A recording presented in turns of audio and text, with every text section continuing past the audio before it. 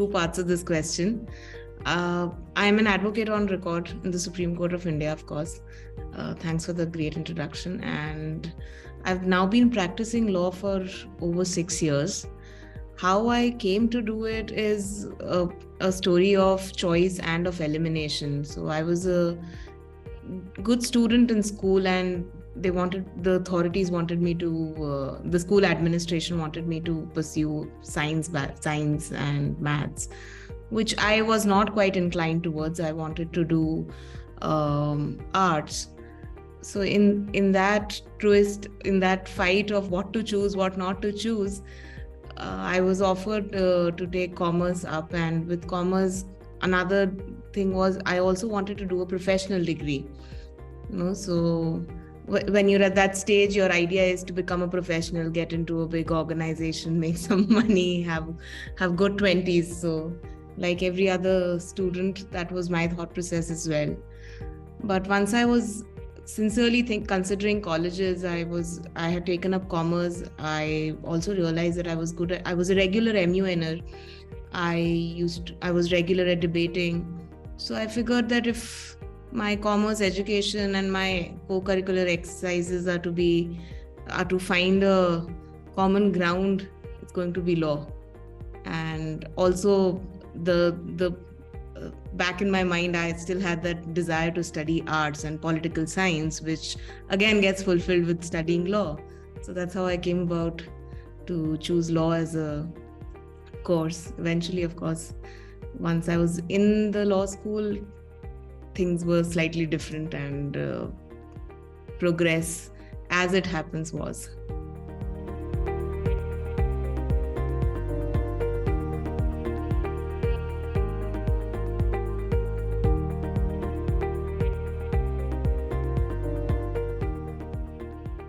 That's a good next question, actually, I'd say. So the idea coming again from commerce background, I'll pick it up there only, was I would study commercial laws, I would do business laws, get into some big MNC and work in their legal department.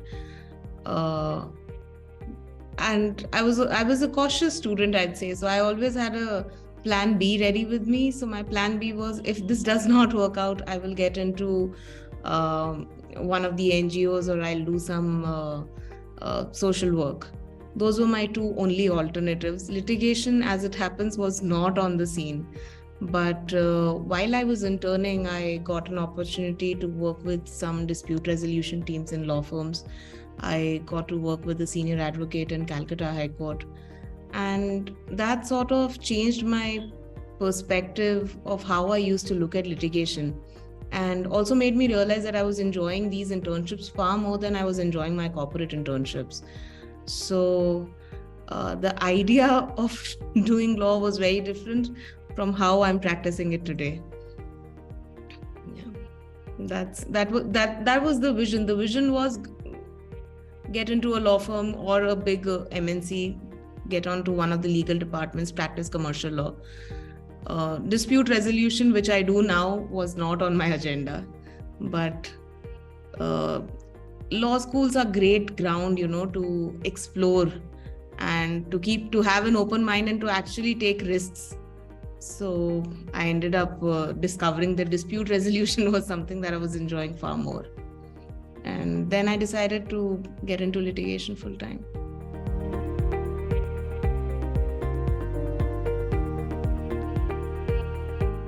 So in fact, if I may add to this, I mean, all this, the legal media as a profession, I was in law school from 2009 to 14. I can't even say it was, way back when nothing was there. Things was just picking up. But, we are that generation where law started becoming a preferential course, beyond IITs, beyond IIMs. This is also a professional degree that meritorious students could pursue. But the options of legal media were things that we were discovering towards our final years, or some of us have discovered it even after we graduated. So it's a good thing that the students today have so many other options. It says a lot about our industry as well, about how it is adapting and how it's expanding with time.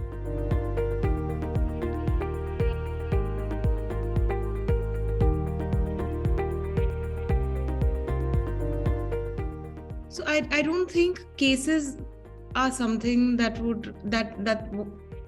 I would refer to change my perspective.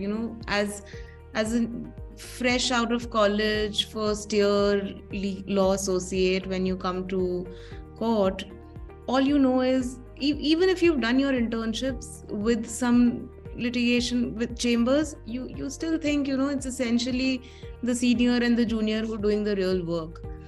My mind was entirely blown out when I realized the amount of learning that you can get from your clerks. And there are a lot of lawyers I have since discovered who very openly accept that it is their clerks who taught them litigation, really. Even from an outside perspective, when you only see one lawyer comes to the court, he argues and he goes back, and he's at best dealing with the client. But there is so much of back-end work that goes into those 5 minutes of appearance before a court. From drafting to filing to correcting all the defects, to refiling, to getting it verified, ensuring that it gets listed. And this requires a lot of running around. I genuinely feel that our clerks are not getting enough recognition, but they need to be thanked a lot. My biggest change of perspective, if I have to say, was learning how much I could learn from my clerk, or essentially actually my senior's clerk at that point in time. So another thing was the institution that this senior juniorship is. It has its own problems. I don't deny that. We have a raging debate about whether or not juniors ought to be paid or not, and that's a debate for another day maybe. But you have to really find the correct senior for yourself. Not every junior is fit for every senior, and not every senior is fit for every junior, is something that I've discovered with time. So those are my two big learnings from a number of cases that I've worked on. If one were to talk about the front end of this profession, about what cases taught me, was how much there are a number of cases that I've seen where even if a petitioner may come with an adversarial point of view, the judges I've seen that they have realized the larger cause and ensured that the bigger question is taken into account and answered to, and to that end they have engaged assistance of the bar or while giving relief to the petitioner who comes with their own small little relief. Since you say we're not mentioning any of the cases, there are a lot of these social issues. There are, even on commercial side, I've seen that there have been cases where there's question of law which is pending.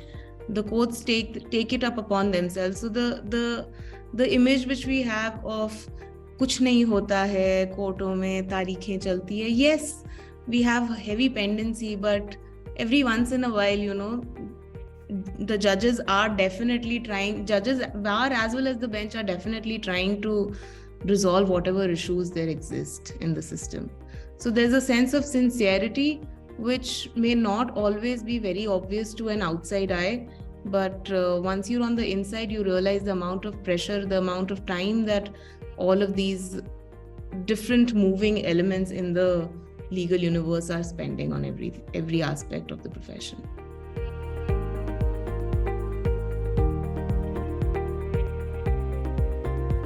So you see, super efficient is not always, when you're litigating, it's not always in your hand. Like I'll tell you, last week I had one matter listed in a high court and I had to travel to that court. Now, I was there for 3 days and it was only on the 3rd day that my matter finally reached. So no matter what amount of planning I would have put into it, was all gone away. But one still tries, you have to. One big thing with the chamber practice is that you don't really have a boss. You're your own boss. So you have to ensure that you manage your time well and you divide it well between your court and your back-end work. Thankfully, because of e-courts now and because of the virtual appearances, the movement aspect of the practice can be managed a little bit better than it could be earlier. However, one tries to not overbook oneself, not take too many if dates are given, not take too many dates on the same date. Now, because I'm an advocate on record and I'm essentially focusing on Supreme Court, I make sure that my Mondays and Fridays are dedicated for Supreme Court. Tuesday, Wednesday, Thursday, if it so happens that I have a regular hearing matter, if I have a final hearing, then I avoid taking date in any other court. But Mondays and Fridays I tend to dedicate to Supreme Court, and then rest of the other courts, which are generally the travel days for me. Apart from that, you have to also get into regular I don't know, everybody has their own system. There can be no one size fits all answer to this question. For me, it is I fix my agenda at the beginning of the week and I try and finish it, and then I definitely try and take one day off before the next week begins. But I know I have friends and colleagues who don't believe in taking weekly breaks, and they feel that they have to work continuously, and because courts anyway have so many vacations, and when we have those vacations we can enjoy them. So I think it's a very subjective and very individualistic way of figuring out what works for you, whatever works for you. You have to not only keep experimenting, also with the changing pattern. Now, like, look at it, off late we're seeing a trend where, at least in Supreme Court, every judge is following a different sequence of his own. So coordinating with that is getting a little problematic, but that's where the virtual courts come in handy, because if you don't know when your matter is coming, but you have a lot of drafting work that needs to be attended to, so you then log on to the virtual court and you wait for your matter, and then you estimate when you have to hit the road. So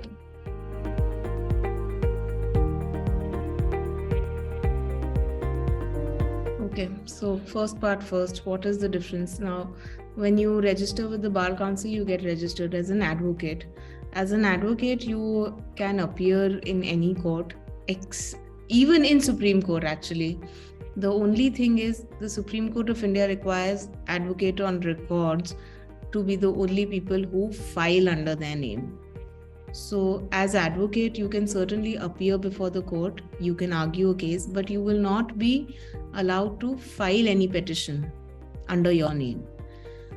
So this is a very specialized examination that the Supreme Court conducts, and the purpose is basically to have a set of lawyers who are trained in the specific way in which Supreme Court works. You see, every court has its own way of working, and Supreme Court is no different. It has its own procedures, it has its own rules which are in place, and so you take this exam, and this exam is also prescribed in the Supreme Court rules, which is basically that once you've had 5 years of experience or so, you do 1 year of apprenticeship under an advocate of record who has 10 years of standing, and after you finish that apprenticeship, you take this exam. What this exam really entails is it examines you on your knowledge of practice and procedure of the court, on the knowledge of drafting specific to this court, on your knowledge of leading judgments delivered by this court and the law laid down, and lastly on your ethics and professional advocacy. So these are not things that you don't otherwise do. These are, of course, every advocate really has a knowledge of most of this, if not all. But it's a specialized class of advocates that the court has created for itself to ensure that a certain level of standard is maintained. Now, at the moment, there's a big debate about the relevance of the advocate on record examination.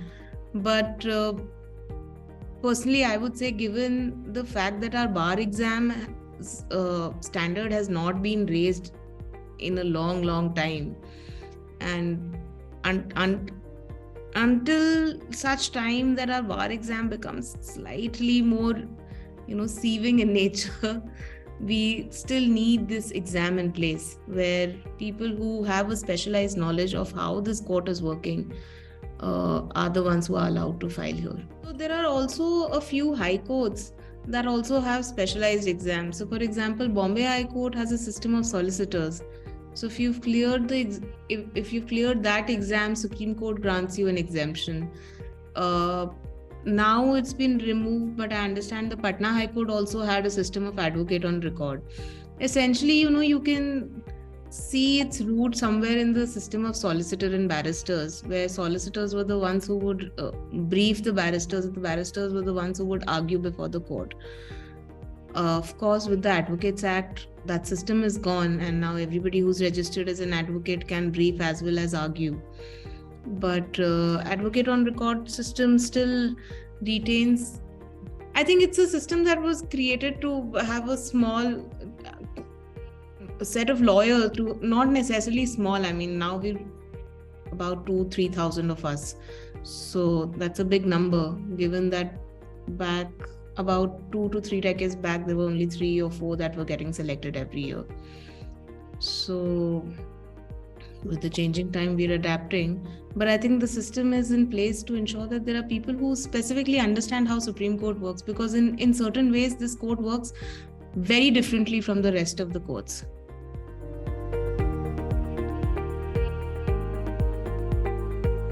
So we're not as chill as the tech world is. Let's start there. We still have our formal uniforms in place. But we don't necessarily need to wipe off all the makeup and go.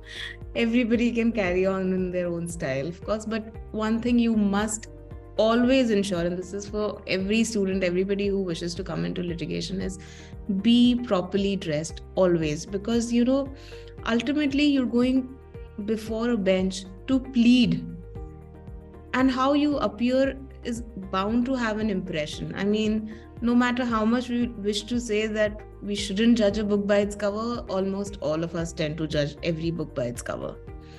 So that's where the appearance part of it comes into picture. Controversial part of it is whether or not we still need uniform, which you removed from your question. I don't know. I am one for the uniform. It saves you a lot of hassle every day in deciding what to wear. It also gives you a certain semblance, and the uniform has its own value. The colors that we wear, they have an implication. They have a meaning to it. But as far as women are concerned, there are some concerns, and the perspective is changing. I mean, these concerns actually come from our patriarchal mindset, where we've created this image that a girl who's really into makeup, into looking good, she's not going to be smart enough to be taken seriously. That's where women face problem. That's a point of view which is thankfully coming around a little bit. Thankfully, we have more women who are participating in the industry now and who are staying put. I mean, the attrition rate for women has been very high. There are still courts where you don't see too many women. My parent court is Jodhpur High Court, and there are a handful of women I see in that High Court. I can literally count them on my fingers, who I see regularly appearing in court. There are many who come, but that, like I said, attrition rate is very high. Women, it's not really considered a good profession for women, as we say. You would have also heard from your own female friends who say that, the pressure is to take up judiciary or to become a professor, which is again another aspect of the same patriarchal point of view of the girls who laugh too much, the girls who look too good or who too much into their looks are not worthy of being taken seriously. But the only solution of this is social, not really professional, because the profession is very welcoming. Profession needs more women, in fact. there should be no shame in talking about it. Actually, in fact, I very firmly believe that we have to talk about these issues if we want more women to come into practice. Solving a problem, the stage one of solving a problem is recognizing that this problem exists. There is a tremendous amount of discrimination that women face in a lot of courts. Yeah. And this discrimination is physical as well as mental. Women can't be judged for leaving it either. They're not only leaving it under pressure. There are a lot of girls I know who are ready and willing to be in practice, but who have families that are ready and willing to support them being in litigation practice, but they don't enjoy coming to the court because of these problems that they face. And what do we talk only about lawyers? We've just had the CJI recognize just 2 days ago that there are district courts where the female judges don't have separate washrooms. Infrastructure is also a big issue. We have the Prime Minister talking about girls leaving schools because there aren't enough toilets. These issues are at every level. The infrastructure isn't developed enough to cater to having women in the system. And added to that are the social perspectives that a lot of people carry. But this is not to say that everything is bad and dark and gory. No, things are changing. Changes are incremental, but extremely slow, nevertheless.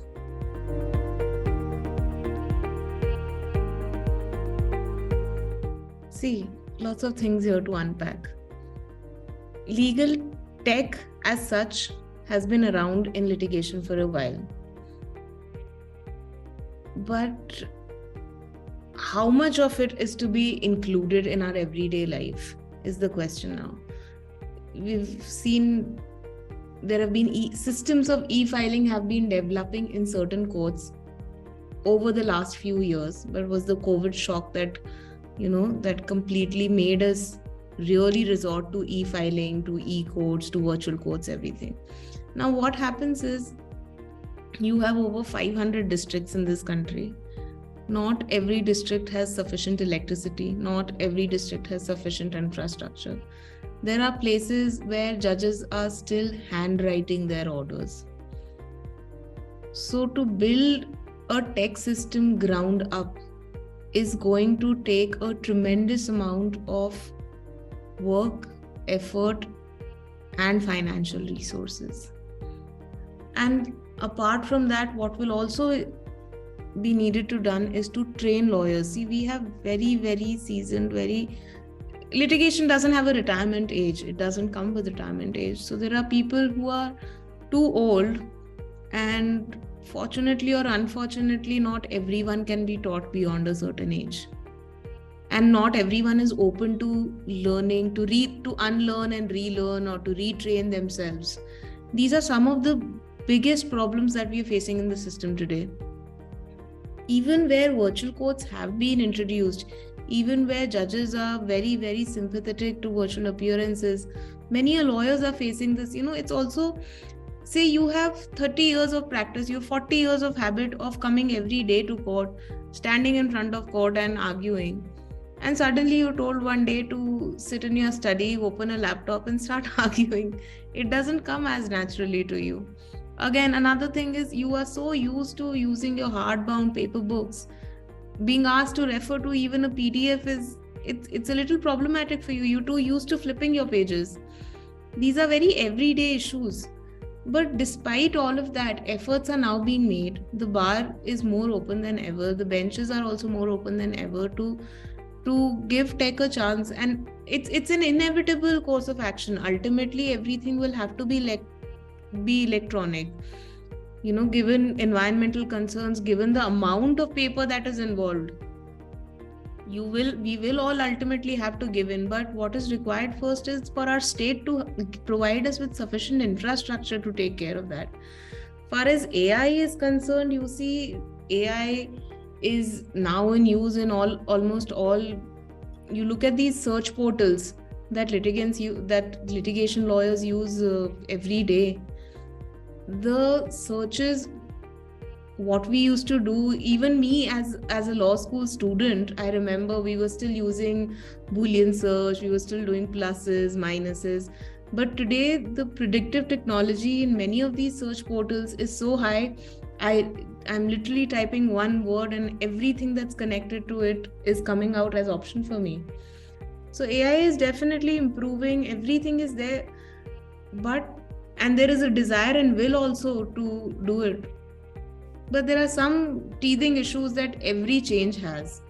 We are currently dealing with those teething issues. Eventually, we have bigger issues that need to be resolved. And with time, maybe another 5 to 10 years, things should change. We should probably come at par with, at least in the big cities, if not everywhere, in the tier 1 and tier 2 cities. Till now, I know that most of the law schools, they take written exams. You have to write. Also, look at this, not everybody has, even as students, not everybody has resources to train themselves on using laptops. Of course, most of the law schools have now made it compulsory to have a laptop, but not everyone can really afford it, and we don't have enough systems in place to yet. Now the governments are also waking up to it, and they're providing whatever assistance they can to train students also in using tech, in using basic devices. But where your student is not coming out trained to use tech, he can't be expected to implement it. And certainly people who are in charge are going to take some time. See, it's a massive machinery which has to be overhauled. So it can't be done overnight. One small little piece at a time will have, and we have to keep running the system alongside. So one small piece at a time will have to be maybe refurbished, maybe, modernized in some way, and then move on to the next part of it. That's how.